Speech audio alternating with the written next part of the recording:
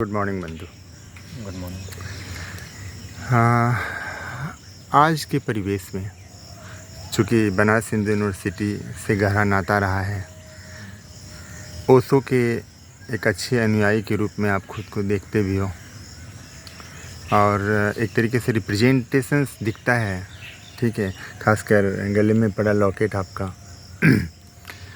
मुझे ये बताइए कि वर्तमान परिवेश में जैसे लड़के और लड़कियों का जो, ठीक है, वक्त गुजरता है, ठीक है, रिश्तों को खासकर पता नहीं किस तरीके से वो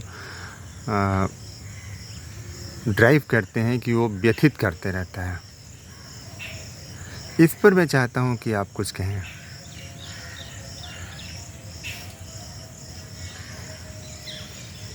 विश्वविद्यालय परिसर में की आप बात? विश्वविद्यालय परिसर की ही। मुझे लगता है कि ये बिल्कुल सामान्य सी घटना है। हमारे यहाँ पे आपने थोड़ी देर पहले हमारी बात हो रही थी ना, जो बताया कि यहाँ कोएड सिस्टम इम्पोज करना चाहिए। कोएड, हाँ, हर जगह। हाँ, तो ठीक है, अभी मैं देखता हूँ ये ज़्यादातर 3 साल का ग्रेजुएशन है, लेकिन उनका 3 साल एक गर्लफ्रेंड बनाने में ही निकल जाता है। सही बात है। थोड़ा आवाज़ थोड़ा सा आप बढ़ाइएगा। हाँ, ये बात सही है कि गर्लफ्रेंड बनाने में ही निकल जाता है। हाँ, और उसके पीछे देखेंगे कि हमारा जो सोसाइटल स्ट्रक्चर है, हाँ, जिसमें आपके प्रोफेसर्स भी इन्वॉल्व होते हैं, आपके पेरेंट्स होते हैं, और आपके चारों तरफ का समाज। जब आप चाय पीने बैठते हो कहीं पे, आप किसी लड़की के साथ चल रहे हो, तो जो नज़रें आपको घूरती हैं, सबकी, लगभग सबकी, है ना, वो इसको कभी सहज होने ही नहीं देती हैं पब्लिकली। तो इन रिश्तों को इस वजह से क्या होता है कि ज़्यादातर लड़के ऐसी जगहों की तलाश करते हैं जहाँ, ठीक है, मतलब वो अकेले बस रहेंगे, लेकिन कभी भी वो प्रेम को नहीं समझ पाते कि उनके ज़िंदगी में वास्तव में किसी एक लड़की है, तो किसी लड़के से उसका प्रेम प्रसंग शुरू होता है, और कैसे एक दूसरे को जानते हैं, महसूस करते हैं, एक विपरीत लिंक को एकदम शुरू से लेके, और आपके एक बिल्कुल नए अनुभव से गुजरते हैं, और हर एक चीज़ को जानते हैं, महसूस करते हैं। लेकिन हमारी जो चारों तरफ की रिप्रेस सोसाइटी है, ये क्या करती है, आपको इतना ज़्यादा घूरती है, आपको इतना ज़्यादा मेंटल टॉर्चर करती है।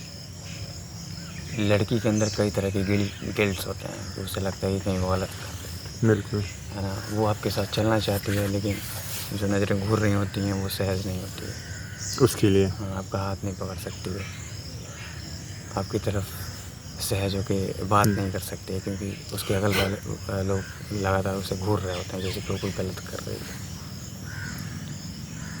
तो ये चीज़ मैं मानता हूँ कि हमारे यूनिवर्सिटीज़ में खास करके इन चीज़ को हमें टैबू नहीं बनाना चाहिए। या हम इतना ज़्यादा वार्तालाप करते हैं इसको लेके, इतना कि मतलब विश्वविद्यालय परिसर में ये क्या हो रहा है, ये लड़के लड़कियां अपना समय बर्बाद करते हैं, या ये मुझे लगता है कि ये बिल्कुल वैसा ही सहज जैसा कि आप चाय पीने जाते हैं। बिल्कुल, उससे ज़्यादा इसे महत्व देने की ज़रूरत नहीं है। आप क्यों देंगे? क्योंकि वो चीज़ें उतनी महत्वपूर्ण भी नहीं है।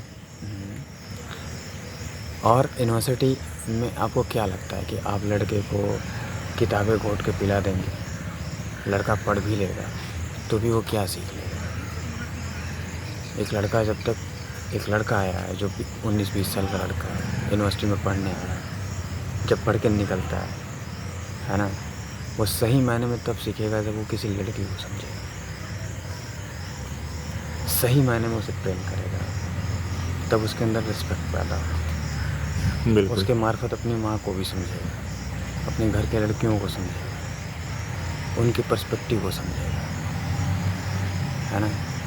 लेकिन हमारे जो रिप्रेस्ड एनवायरनमेंट है यहाँ पर, ये ऐसा होने नहीं देता है।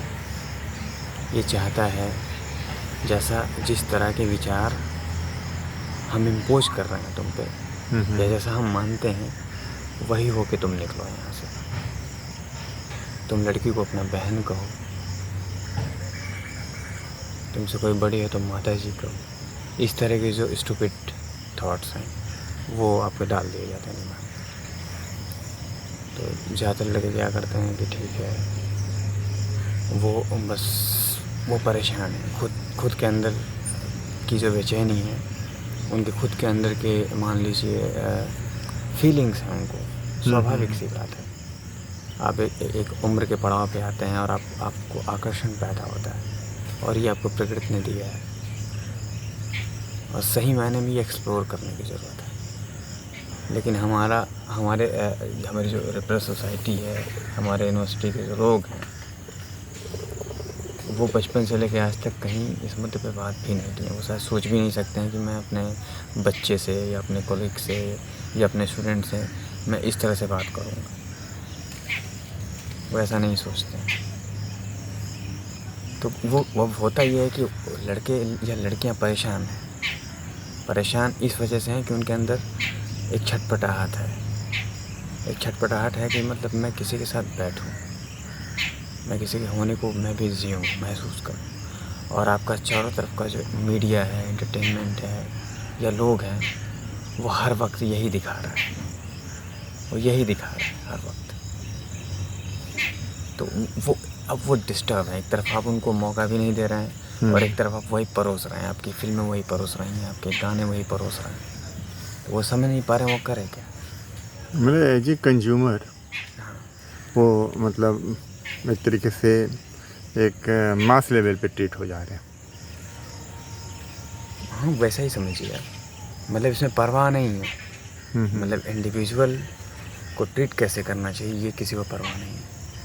तो अब इसमें क्या होता है कि अब वो बस लड़कियां हैं, वो ठीक है, चोरी छुपे जाएंगे, अपने कमरे पे भागेंगे, कान ढूंढेंगे। लेकिन आपको क्या लगता है कि इस तरह का भी वो प्रेम को जान पाएंगे? नहीं, वो नहीं जान पाएंगे। उन्हें जब तक खुली आज़ादी नहीं मिली, एक्सेप्टेंस नहीं मिलेगा उन्हें लोगों का। अगर एक लड़का और लड़की साथ में बैठे हैं किसी टी स्टॉल पे, उन्हें एक एक्सेप्टेंस चाहिए। वो एक्सेप्टेंस ही उन्हें एक तरह की अंडरस्टैंडिंग प्रोवाइड करेगा। मतलब एक नेचुरल अंडरस्टैंडिंग डेवलप। वो लड़के के अंदर हड़बड़ाहट नहीं पैदा होगी, है ना। अभी उसके अंदर क्या है कि एक सेक्सुअल सब्जेक्टिविटी है।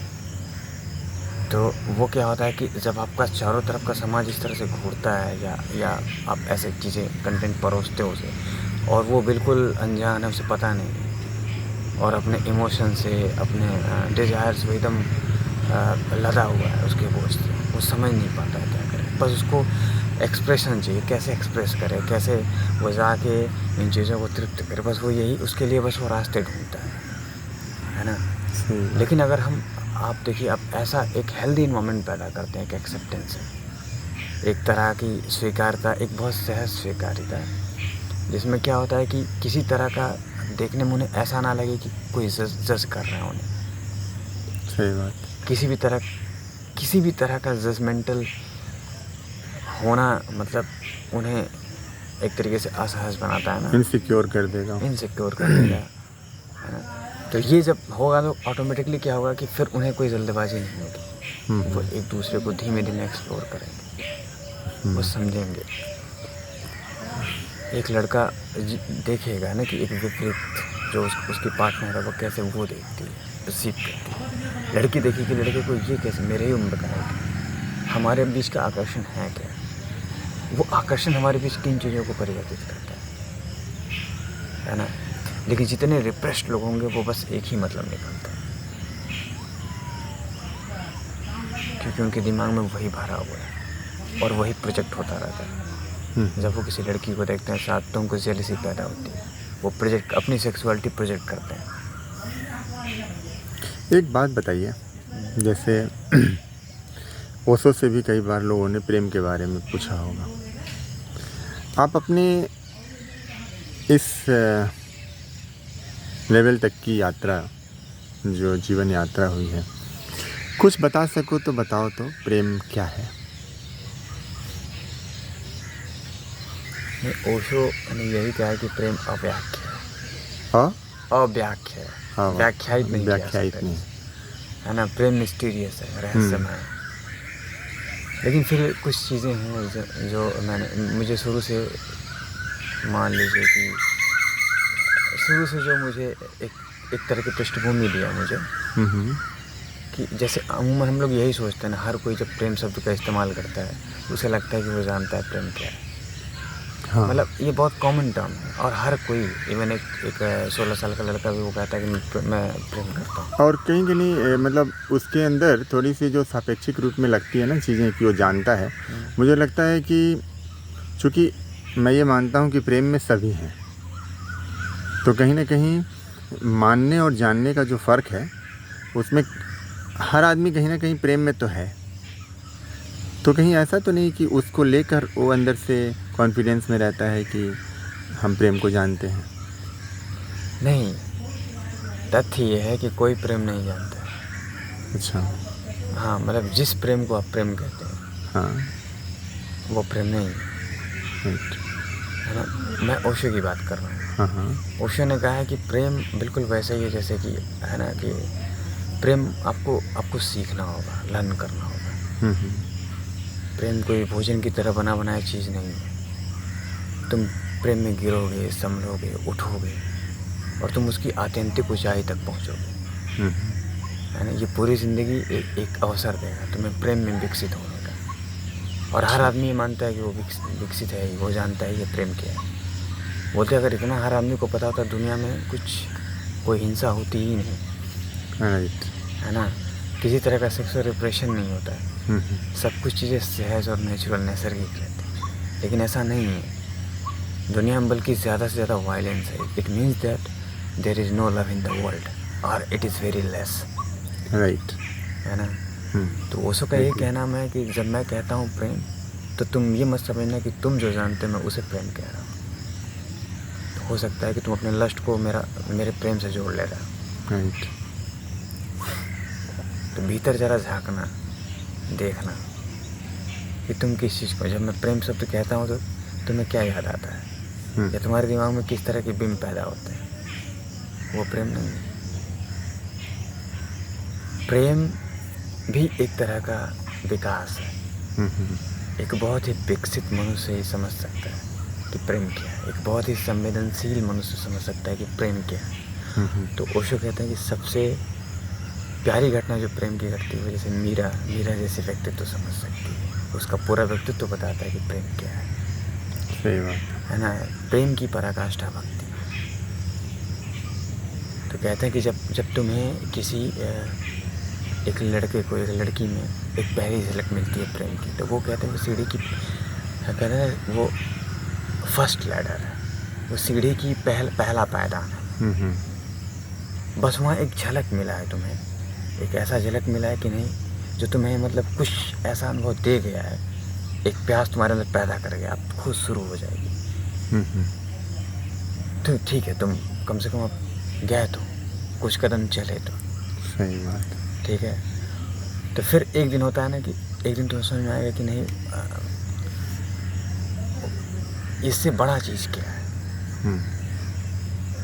क्या हो सकता है। मैंने ओशो के प्रवचनों में यही समझा है या जाना है, जितना भी मैंने सुना है, कि वो कहते हैं कि प्रेम एक यात्रा है जहाँ से आप हो, जिस जगह आप खड़े हो वहाँ से आप शुरुआत करते हो और आप उसके आत्यंतिक ऊंचाई आप करुणा तक, कंपैशन तक पहुँचते हो, जहाँ प्रेम की सारी ऑब्जेक्टिविटी खत्म हो जाती है। है ना। और सबसे जो महत्वपूर्ण चीज़ जो प्रेम को लेकर ओशो कहते हैं कि प्रेम किसी ऑब्जेक्ट से कभी बंधा नहीं हो सकता, या किसी व्यक्ति से कभी आप बांध नहीं सकते। प्रेम एक क्वालिटी है, एक क्वालिटेटिव फीचर है आदमी के अंदर।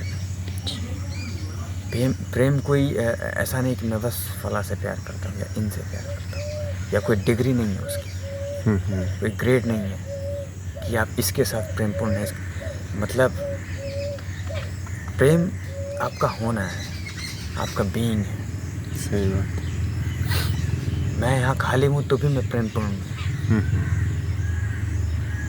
किसी के साथ हूँ तो भी मैं प्रेमपूर्ण हूँ। मेरा प्रेमपूर्ण होना बेशर्त है, किसी पे आधारित नहीं, किसी पे निर्भर नहीं, किसी के होने की वजह से नहीं। बोलते अगर ये चीज़ आप नहीं जानते तो तुम प्रेम को नहीं जानते, कुछ भी नहीं जानते। तुम जो भी जानते हो एक तुम्हारा भ्रम है। और जिस दिन तुम प्रेम को जानोगे तो सच में जिन्होंने जाना है तो वो यही कहते हैं कि प्रेम में मतलब प्रेम परम तृप्ति है। कभी कोई दुख, परम तृप्ति है, परम तृप्ति है। कभी कोई दुख होता ही नहीं, हो सकता ही नहीं है, सवाल ही नहीं पैदा होता। चलिए, बहुत बहुत धन्यवाद।